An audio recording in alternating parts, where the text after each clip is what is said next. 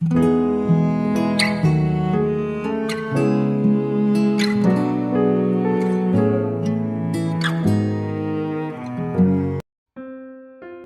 selamat pagi saudara yang dikasihi Tuhan Yesus. Saya menyapa bagi saudara yang ada di Indonesia dari Sabang sampai Merauke, baik yang di kota maupun yang di desa, baik yang ada di Malaysia, yang ada di Sabah, di Sarawak, Kuala Lumpur, dan dimanapun saudara berada. Saya percaya kita tetap berada di dalam kasih dan penyertaan Tuhan kita, Yesus Kristus. Selamat datang kembali di channel Pokok Anggur bersama saya Yosia Krispianto. Mari saudara, sebelum kita bersama-sama merenungkan firman Tuhan, mari kita bersatu di dalam doa. Bapa di surga, Bapa di dalam nama Tuhan Yesus, terima kasih buat penyertaan dan perlindungan Tuhan sepanjang malam dalam istirahat kami, dan pagi hari ini kami bangun dengan kekuatan yang baru, dengan sukacita yang baru, berkat yang Tuhan sediakan bagi kami. Tuhan, sebelum kami beraktivitas pada hari ini, kami rindu ya Tuhan untuk merenungkan firman Tuhan. Mari ya Tuhan, terangi hati kami dengan firman-Mu, ajar kami ya Roh Kudus, agar kami mengerti dan memahami segala kehendak Tuhan bagi kami. Terima kasih Tuhan, ini doa kami hanya di dalam nama Tuhan Yesus kami berdoa. Amin. Baik saudara, kita akan membaca bersama di dalam Matius pasal 21 ayat yang ke-21.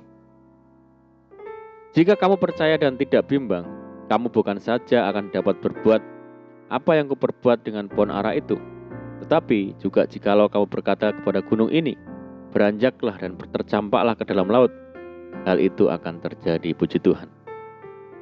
Saudara, menjadi orang Kristen, siap atau tidak siap, akan menghadapi dan mengalami penderitaan. Tertulis, kepada kamu dikaruniakan bukan saja untuk percaya kepada Kristus, melainkan juga untuk menderita untuk Dia. Penderitaan ini juga dialami juga oleh orang-orang Kristen di zaman para rasul, saudara. Ketika Raja Herodes memerintah, terjadilah kekerasan dan penganiayaan terhadap orang-orang percaya. Herodes dengan kejamnya menganiaya dan membunuh orang-orang Kristen. Ia menyuruh membunuh Yakobus, saudara Yohanes, dengan pedang. Kemudian Herodes juga menangkap dan memenjarakan Petrus di bawah penjagaan 4 regu, masing-masing terdiri dari 4 prajurit. Tidak dapat dibayangkan seperti apa perasaan Petrus ketika itu, karena ia pasti akan bernasib sama seperti Yakobus, karena ia dikawal dengan ketat oleh para prajurit Herodes. Lagi pula kaki dan tangan Petrus dibelenggu dengan rantai yang kuat. Secara manusia, habislah sudah harapan Petrus menikmati hidup. Kematian sudah di depan mata. Ia letih dan tidak berdaya, yang membuatnya tertidur. Petrus hanya bisa berserah penuh kepada Tuhan. Mungkin saat ini kita mengalami hal yang sama seperti Petrus, saudara. Terbelenggu rantai yang kuat, terbelenggu berbagai macam persoalan hidup, penyakit, krisis, dosa, tradisi, dan lain-lain sebagainya. Hidup seperti dalam penjara, tidak berdaya dan tanpa harapan, karena tidak seorang pun memperhatikan dan menolong kita. Petrus pun tidak dapat bergerak untuk lepas, dan esok hari kematian pasti dialaminya. Namun ajaib saudara, Petrus mengalami pertolongan Tuhan yang luar biasa. Mujizat yang sama sekali tidak terpikir oleh akal manusia terjadi. Semua karena doa dari jemaat, seperti tertulis. Demikianlah Petrus ditahan di dalam penjara, tetapi jemaat dengan tekun mendoakannya kepada Allah. Bukan sembarang doa, tapi doa yang tekun dan penuh iman. Karena ketekunannya, tergeraklah surga dan kuasa Allah pun bekerja. Tuhan mengirimkan malaikatnya untuk melepaskan semua belenggu yang mengikat Petrus. Saudara, pergumulan apa yang saudara hadapi saat ini? Mungkin saudara sedang bergumul dengan sakit penyakit yang tidak kunjung-kunjung sembuh, masalah ekonomi keluarga yang tidak kunjung membaik, atau mungkin kemerosotan di dalam hal keuangan, dan masalah-masalah yang lainnya. Kekuatan kita sebagai manusia sangat terbatas. Ada kalanya kita merasa tidak kuat lagi menghadapinya. Di saat-saat seperti itu, kita membutuhkan kekuatan ekstra, saudara, yaitu doa.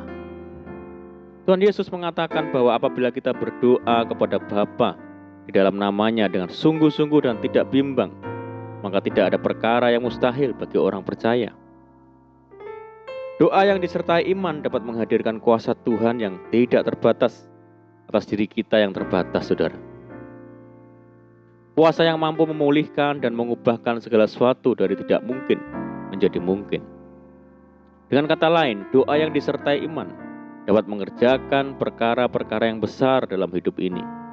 Ada tertulis, doa orang yang benar bila dengan yakin didoakan, sangat besar kuasanya. Karena itu jangan pernah menyerah dan berputus asa, saudara. Jangan pernah berhenti untuk berharap kepada Tuhan. Tidakkah Allah akan membenarkan orang-orang pilihannya yang siang malam berseru kepadanya? Dan adakah ia mengulur-ngulur waktu sebelum menolong mereka? Saudara, setiap persoalan besar atau kecil pasti ada jalan keluarnya di dalam Tuhan. Namun hal penting yang menjadi rahasia doa adalah kita harus selalu menjaga sikap hati dan tetap tinggal di dalam firman Tuhan.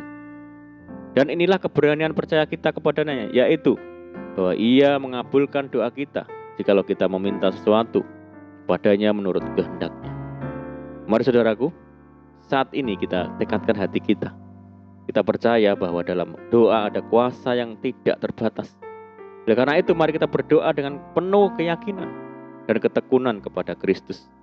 Maka kita akan mengalami kuasa yang tak terbatas di dalam hidup kita. Amin. Puji Tuhan, mari kita berdoa.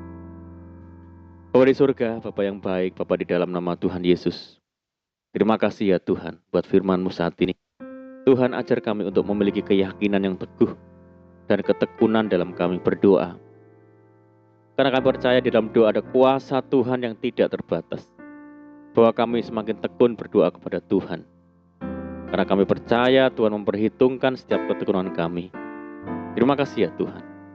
Saat ini kami menyerahkan hidup kami hari ini ke dalam tangan kuasa Tuhan. Berkati kami hari ini ya Tuhan. Berkati segala usaha kami, pekerjaan kami yang kami lakukan lewat tangan-tangan kami. Jadikan kami hari ini berhasil dan beruntung. Sertai kami hari ini Tuhan dengan penyertaan Tuhan yang sempurna. Dan mohon petunjuk Tuhan sehingga kami hidup sejalan dengan seturut dengan segala kehendak Tuhan. Mari ya Tuhan, limpahi kami dengan sukacita dan damai sejahtera. Dan jauhkan kami dari segala sakit penyakit, mara bahaya dan malapetaka. Berdoa bagi kesejahteraan kota kami, desa kami, daerah kami dan bangsa kami yang saat ini menghadapi pandemi.